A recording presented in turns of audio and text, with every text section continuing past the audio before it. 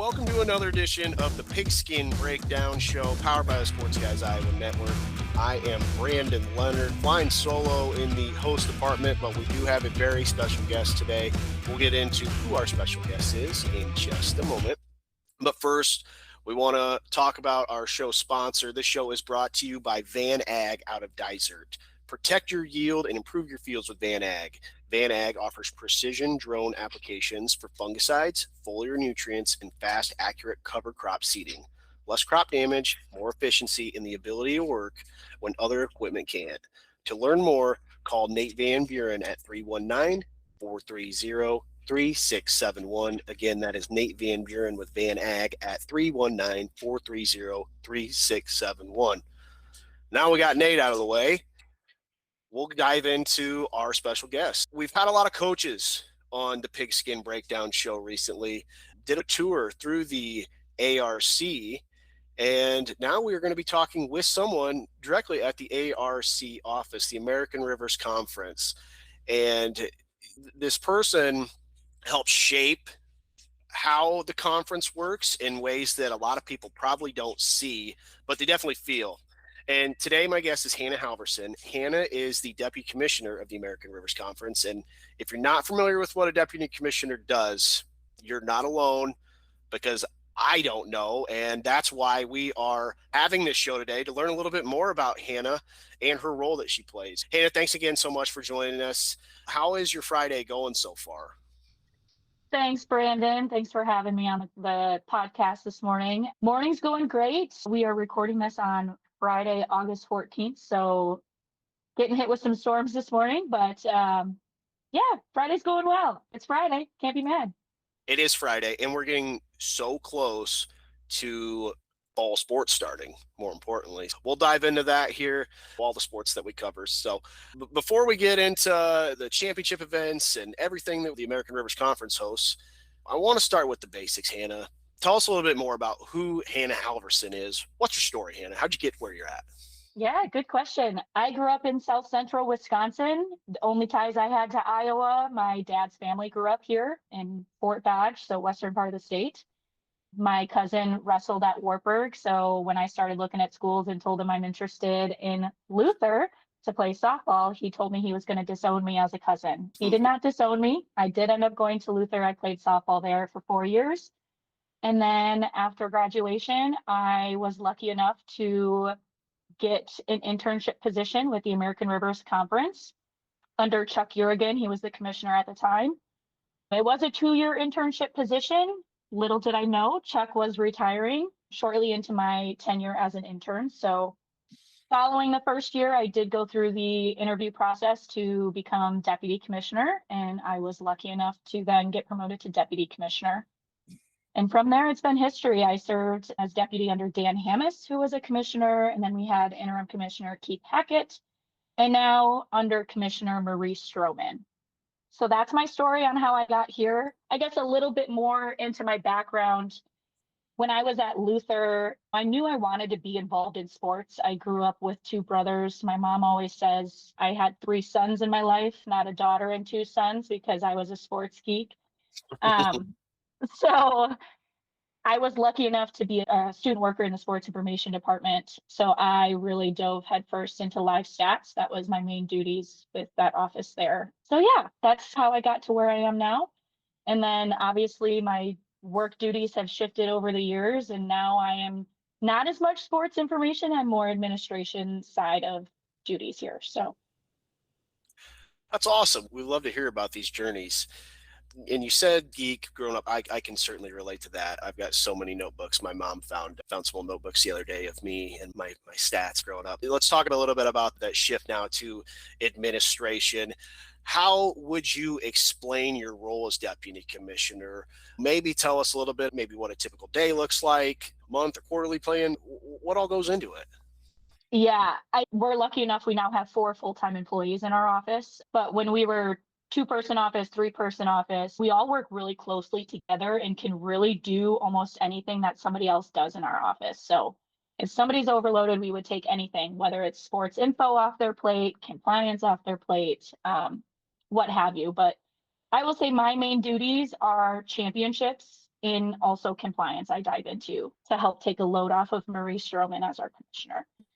So summers, I would say, are pretty hefty, trying to create new initiatives, new things that make sense when preparing for championships. So for instance, this last year, kind of reinventing how we prep our predetermined hosts. So whether that be making sure our handbooks are already updated, figuring out a checklist. So something new this year, we're doing a checklist for both our office and the host site to meet deadlines, kind of set that deadlines, because in what we do with hosting championships, the only deadline we have is championship day.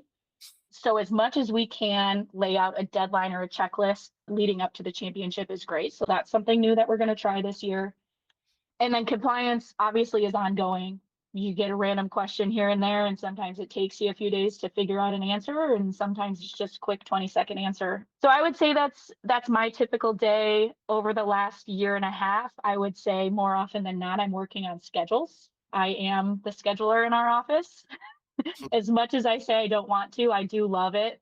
It's stressful, but it's super fun. So yeah, I've been working on schedules and getting future year schedules put together. So typical day, yeah, that's it. And then obviously come academic year, we're traveling a lot, both for regular season championships and for tournament championships, postseason championships, and what have you. Yeah. And you've had your hands on a lot of different championships and events, not even just within the ARC2. It says on your profile, site representative for a variety of postseason contests outside, like Wisconsin Whitewater, at Bethel. Is that a challenge in itself to go outside of the state of Iowa where you guys are located? I wouldn't say it's a challenge. You get to meet a lot of people when you offer yourself up to be a site rep. And honestly, I don't know if I've asked to be a site rep in any of these times that I've been selected to be a site rep, just because there are so few people that want to dedicate their time to be a site representative. So good, bad, or indifferent, our connections with hosting NCAA championships. I was a part of the 2022 and 2026 men's wrestling championships, and then 2022-23 Division III baseball championships. So you get know the people from the NCAA, and then they always shoot you a text on a Monday. Hey, can you be somewhere on Thursday, or can you be somewhere on Wednesday this week? And you're kind of expecting it at this point, but I wouldn't say it's too much of a task to do that. I think it's great. And I love meeting all the new people. Absolutely. Kudos to Yeah. you for tackling that. And you touched more about the past events that you've had your hands on. There's a big one coming up in 2027 in Cedar Rapids, right down the street from the ARC office. Tell us a little bit more about the women's Final Four and what's gone into planning for that. Yeah. We are in the thick of planning for the Division III women's basketball Final Four. I don't know how many women's basketball fans we have listening to this podcast, but this is my shout out. If you've never watched women's basketball, now would be the time to do it, because it is very exciting, especially at the college level. Yeah, we're really in the thick of it. Our staff is really tackling the planning, but we have a great relationship with Cedar Rapids Tourism and their director of sports tourism, Jay Fonta. They really help us with anything and everything. They are so hands-on. I could not ask for a better local tourism bureau to assist us in hosting these championships. So we're looking forward to hosting the 4 teams, and hopefully they will have a great experience. I think it's their first time this far, well, I guess west of the Mississippi for some time. So looking forward to it. Feather in the cap there. Kudos. Yeah. I was a Cohawk myself, so Cedar Rapids, and it's such a unique town. You can truly spin Cedar Rapids however you want it. You still get a little bit of a rural aspect, but you can go downtown, find all sorts of little holes in the wall. Like Czech Village is beautiful, and this has kind of become a pattern, with a lot of wrestling championships have been hosted at downtown Cedar Rapids. Now this games over for baseball. So I think it says a lot about Cedar Rapids and what the NCAA thinks of the town of Cedar Rapids. Yeah, for sure. So let's talk a little bit about the ARC in general too, for maybe someone that's not quite as familiar. We got a lot of NAIA fans that listen to this show. Could you tell us a little bit more about the ARC and where you're headquartered? I guess I've already talked about that. It's in Cedar Rapids, but tell us some facts and figures. How many sports does the ARC sanction? Yeah, good question. So the American Rivers Conference, we do have 8 members, full-time member institutions within our conference. We have the 7 schools in Iowa, and then we have Nebraska Wesleyan University. They are over in Lincoln, Nebraska, so just a short jet away. We sponsor 24 sports. Not all of them are required. We have cheer and dance. That's a very unique sport to our conference. I think we are the only Division III conference that sponsors that. So really neat there. Swimming and diving is another one where we have just a few schools sponsoring that. So providing the best championship experience we can with a smaller amount of teams is something that we pride ourselves on as well. That's a little bit about us, a little bit more facts and figures. Maybe I'm biased. I think we are one of the best Division III conferences in the country all around, not just athletically, I think academically as well. We've had numerous academic All-Americans, NCAA post-grad scholars. You should see our faculty trying to vote on our Scholar Athletes of the Year. It's almost impossible because they are all just so strong. But with that being said, we have had 47 team championships and then numerous individual national championships. Our track and field, cross country programs are extremely strong. So yeah, super exciting. I love working for our conference. It's just traditionally been, there's almost always a powerhouse in every sport. When you think of NCAA Division III wrestling, Ortberg's one that comes to mind. And I can attest too that you talk about track and field championships. I tried my hand at track and field, and man, I got my butt whooped like never before. That was a real awakening, seeing all the speedsters that the conference has. And you talk about the student athlete experience. It has been active in leadership development, preparing student athletes for life after college. And that stuff matters, not just to student athletes, but also their parents, their families, and who these people are going to be working for someday. Where do you see the biggest growth area for supporting student athletes today? Or is there something that the conference has done that you're particularly proud of?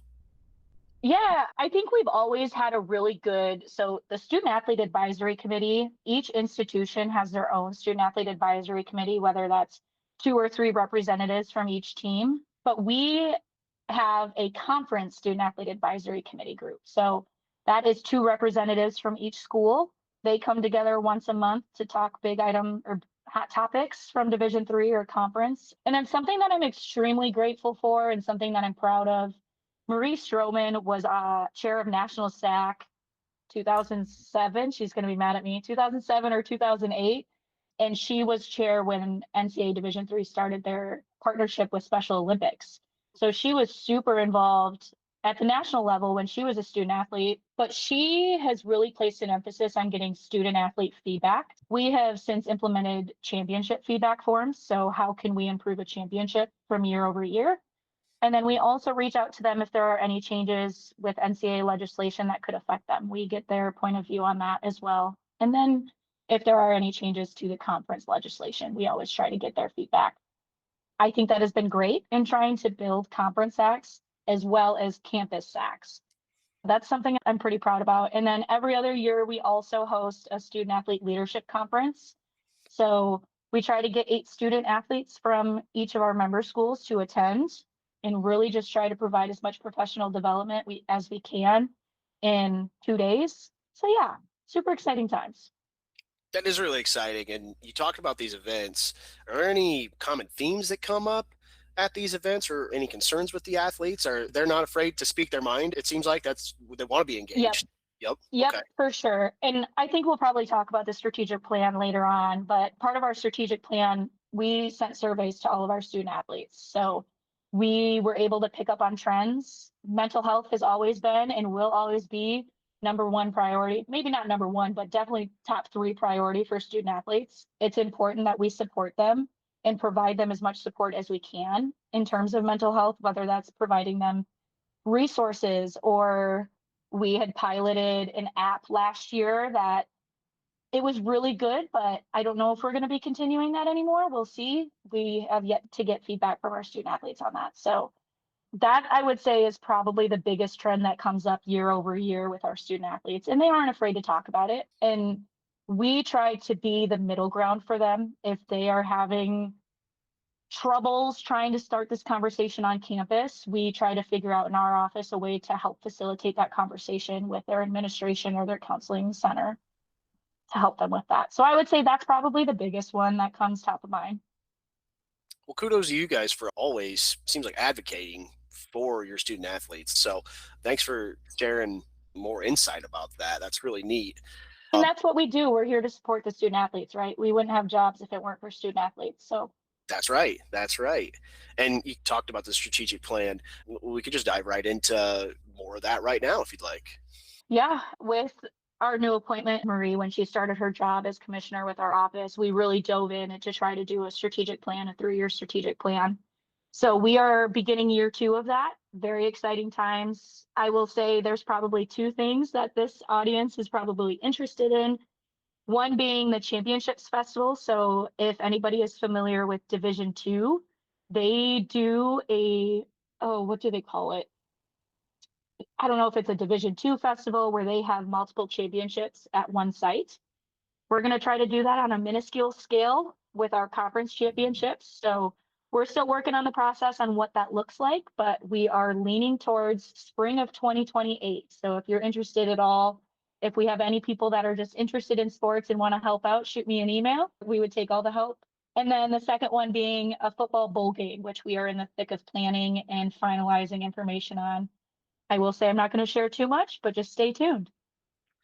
Now, that's one that I wanted to bring up. And I was hoping that JD, who popped in a little bit earlier, um, would be here for, because he's got a pitch for an ARC bowl game. He wants to do the Spam Bowl and have it be in Austin, Minnesota. You play one of those schools of the North, collaborate that way. So if you're still looking for some details, JD's got it all planned out. He could just do all Perfect. this. So, Perfect. I will say planning a football bowl game is really hard. There are a lot of pieces to the puzzle in terms of, I think the biggest one, securing a conference that will work alongside you. So yeah, that was hard. I'm sure it is, especially given the kind of the broad landscape of NCAA athletics right now. There are so many moving parts. Like, what is today might not be tomorrow. The bowl game is just so cool. I mean, we place an emphasis on football, obviously, Pigskin breakdown show, and we always are gassing up the American Rivers Conference because there's so much great talent. So close to having 3 qualifiers last year for the NCAA playoffs. And yeah, then, I think Central was only 4 teams off or something like that. It was crazy. yeah, and we've had a few coaches. One, Reed Hoskins, head coach over at Simpson, talked about the 2-point conversion that they tried. They tried that in week 1. They went for it in overtime. They didn't get it, and the ripple effect that it caused from some other people's perspectives, them losing that game and bumping down the overall strength. I'm not sure exactly what goes into it, but something like that maybe ended up keeping Central out. But I mean, still such a great season for football, and the whole bowl game. That's got to be so cool. At the end of the day, these kids are here to play. They want to play as many games as possible, and I think for the conference and multiple conferences to work together and offer more games, it's a win-win. For sure. Yeah. This has been relevant, I think, with UW River Falls' run last year. They were in their bowl game for a couple of years and then they shot out of the dark and won a national championship. So I think a bowl game provides more than people think in terms of retention for student athletes. And then, yeah, just progress. I think, yeah, I think it's a great opportunity. I don't know why we haven't done it before.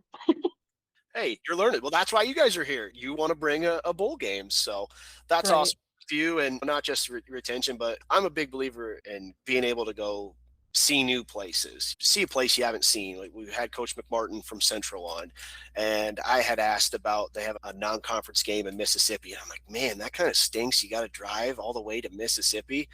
And he said, hey, it's all about perspective. You get to go down, show a part of the country that a lot of your team probably hasn't seen, may not ever see again. Just being able to provide that experience is awesome. We are super excited to learn more about the bowl game down the road. Awesome. So, yeah. And You talked about some of these other things that you're a part of, these other initiatives. I want to get into something in particular. In addition to being deputy commissioner, you are now also on the D3 Men's Wrestling Committee. I believe that started this year. Tell us a little bit more about that and maybe what you're trying to accomplish during your time as chair.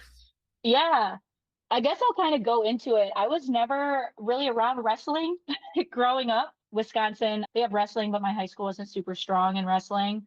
We would come over and watch my cousins wrestle at state in Iowa, but I was still young at that time, so I didn't really know what was going on. When I was at Luther, Dave Mitchell, who was the head men's wrestling coach there, he was my stats professor and he needed help with ticket takers for the Luther Open. And I don't remember if he offered extra credit or if it was just a free t-shirt, but I took him up on that. And ever since, I've just enjoyed wrestling so much. So I would say, in addition to that, us hosting the 2022 championships and then being a part of regional championships at the Division III level, I think that really interested me in being part of something bigger. So I actually started my term on the committee. It's a 4-year term. So I started that 2 years ago. So my first championship was out in Providence, Rhode Island. Again, like you mentioned, taking me places that I've never seen.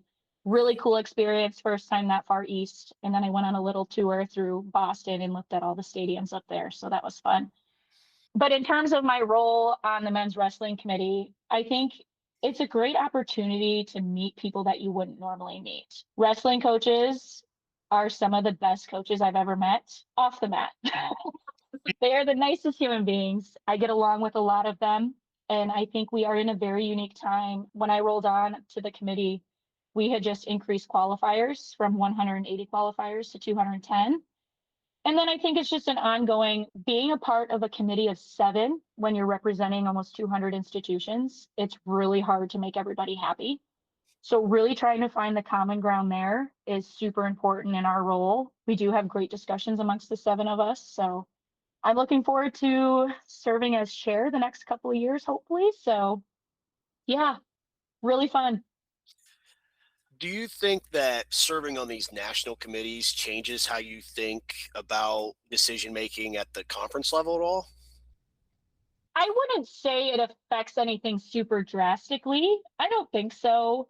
But I do think if there are coaches watching this, I would say get involved because you learn more about how the NCAA operates, how the rest of the country operates. So what we do in our conference is probably not the same as what a conference out east does. So you learn a lot about dynamics that way. And then it is just a great experience. Professional development is huge. That's awesome. I appreciate you touching on that. I want to pivot a little bit. We've talked about a lot of different sports. I want to talk about your background as a student athlete. So I believe my research correct. You were all conference softball player. Is that correct? I was, yes. And it says you're NFCA scholar athlete too. I made it my senior year. Hey, there we go. Love that. How do you think being a former student athlete helps shape how you lead today within the conference? Yeah, that's a really good question. Oh man. I will say probably the biggest impact as a student athlete was my coach, Renee Hartle. She was the athletic director at the time. She has since stepped down and focused on softball, being the head coach. She has, I don't know, she pushed me to nobody's business, which was great. I need that in a coach. Everybody gets coached so differently. Some people would like the soft criticism. I am one that could take some difficult criticism at times, and I do appreciate her. And then she and my sports information director, Dave Blanchard, really helped me get the internship and get started with my professional career. And then I'm just going to share one piece of advice that just sticks with me from Renee. She has always told me if you're working in a small group, never be the one to agree. Like always try to be the one to point out negatives and never be just a yes girl. So that's something that I stuck with in my time working in the office. But I think the mentors you have in college can really shape you. As a student athlete, I was one of 3 seniors my senior year, small group of leaders there. One thing that I wish I would have asked to be a part of would have been SAC on campus because that is one thing that I did not do, but my teammate and roommate was lucky enough to serve on SAC and be a conference SAC representative. So I think it's crazy. I came in my freshman year and I think we had 9 or 10 seniors. So the dynamic of kind of rebuilding team culture kind of happened throughout my time at Luther. And then you throw in the pandemic and everything gets shaken up. So really trying to push through that. We did lose some people throughout my time that just didn't want to play softball anymore, or didn't like the school. So I think culture and rebuilding culture was huge in terms of my leadership now, especially with turnover in higher ed. A bunch of new coaches. This year we have 2 new athletic directors. We've got some new presidents, and then obviously new members in our staff alone. So Yeah, it is a common theme. We had a gentleman from the Division I Rejects show, Seth Howard, talked about that. He said what people are going through and where their journeys are going to take them, especially at the Division III levels. Kudos to you for navigating all that and being able to apply it to your everyday life. Is there anything you could go back and tell college Hannah, give her a piece of advice? What would that be? Would it be to join a program like SAC? I think it would be not even just that. I think just in general, be more involved, because I was not really involved in anything beyond softball and then my student work. So I think being involved, whether that be clubs on campus or SAC, I think I probably would have told myself to be more involved. I love that. Build those relationships because you never know what it's going to turn into. That's for sure. Exactly. Well, I want to talk a little bit more about the future of the American Rivers Conference. When you look ahead 5 years, you talk about this strategic plan. When you look ahead 5 years from now, what do you hope the conference is known for nationally? Oh gosh. How many years down the road did you say? We'll do 5. But if you Okay. want to do more, we can do that too. Hey, this is the great part about this interview is we can do what we want. This is our talking. Yeah, I want the country to know that we are a small but mighty conference. We are strong athletically and academically. And maybe that's something that we need to work on within our office, is trying to boost our academic side of things. Cause I don't know if we do that super well. I think people look at us and think athletics all the time. So I would say strong both athletically and academically. I love that. More than just brain too. You got it. You got it. Bet. Now, is there something that the ARC does exceptionally well that maybe doesn't get enough attention? You talk about the athletic success, something that maybe slipping between the cracks? Yeah, I don't know, maybe not like super pointed, but something that our office gets feedback on all the time, whether when we go to NCAA convention or meet with the Commissioners Association and assistant commissioners across the country, we get told all the time that our conference is special because we do a lot together. So NCAA convention, we always bring all of our administrators together. And I don't know if there is one night that there is a group of us not together, hanging out and doing things. I think that is super unique. We all have our internal biases. Simpson and Central, there's always that big rivalry there. So people might think that their administrators don't get along, but I think our administrators work really well together and they get along with each other and they're all great human beings. I think that's something special that people don't necessarily see at the forefront, but that is something that I am proud of as an employee of the conference office, that I can see all of these people grow these relationships over the years. I love that. I think back to our interview we had with Coach McMartin and defensive coordinator Cody Bethke. And Cody talked about still being in touch. He just left but he's able to go back golf with Coach Donahoe, who's now at Nebraska Wesleyan, and just being able to carry those relationships with him through life. I think it's great because you don't know what the next step is along your way. I appreciate you sharing that, I got to go back and find it. We had our 100th year anniversary in 2022. So we pulled together information on all the alums from conference schools that are still working in the conference. And there are so many that stick around, and whether they are coaching at the school that they went to or not, I think that is super unique as well, that they like to stay, whether it's their alma mater or a rival school even. You look at the Central men's basketball coach. He was a star men's basketball player at Simpson, and now he's the head coach at Central. Yeah, you told college him that, he probably would have said, "No way, wear that red. Gotta have my gold with me." Right. But yeah, you just never know what's going to happen. Hannah, we've covered a whole lot today, and I'm really grateful for you taking the time to tell us a little bit more about not just you, but the American Rivers Conference as well on the Pigskin Breakdown Show, really just Sports Guys Iowa in general. We'll be able to make the rounds and get some stuff on the schedule for some others within the conference to talk about their experience. We'll wrap this up with a little bit of a lighthearted question. You're in Cedar Rapids with the office. If you are in Cedar Rapids, I guess whether it be a co-game or you just hanging out, going to the 2027 Final Four, what's one place where you would send a fan to go get a meal or a beer? Good question. I would say there's a few options. So if you're coming to a game at Co, you can't go wrong with Homeport or Raging Rhinos, which is right next door. But if you're looking for something kind of off the beaten path on the southwest side of town, is Union Station Sports Bar and Grill. Yeah, Really good pizza. If you're a pizza freak, that's the place to go, and it's cheap. I love that. Coach McConnell said Tornadoes. He said he's a big burger guy. Oh, I've not been there yet. I feel, I haven't either. yeah, well, hey, there's your lunch today, Hannah. Yeah, there we go. Well, hey, Oh, thanks again so much for taking the time to tell us a little bit more about you. And we just want to say thank you for all you do for small college athletics. We're really proud to cover the American Rivers Conference and their student athletes and all the programs. We don't think there is enough recognition, so we want to try to provide that in any way we can and share a little bit more light on that. So thank you so much for taking the time to join us, and thank you to all our listeners for following along with us. If you haven't already done so, please subscribe to all our channels or follow us on social media. You can find us on Facebook at Sports Guys Iowa. That's the same for YouTube, Spotify, and Apple Podcasts. And then on Twitter, X, and Instagram, it is at Sports Guys Iowa.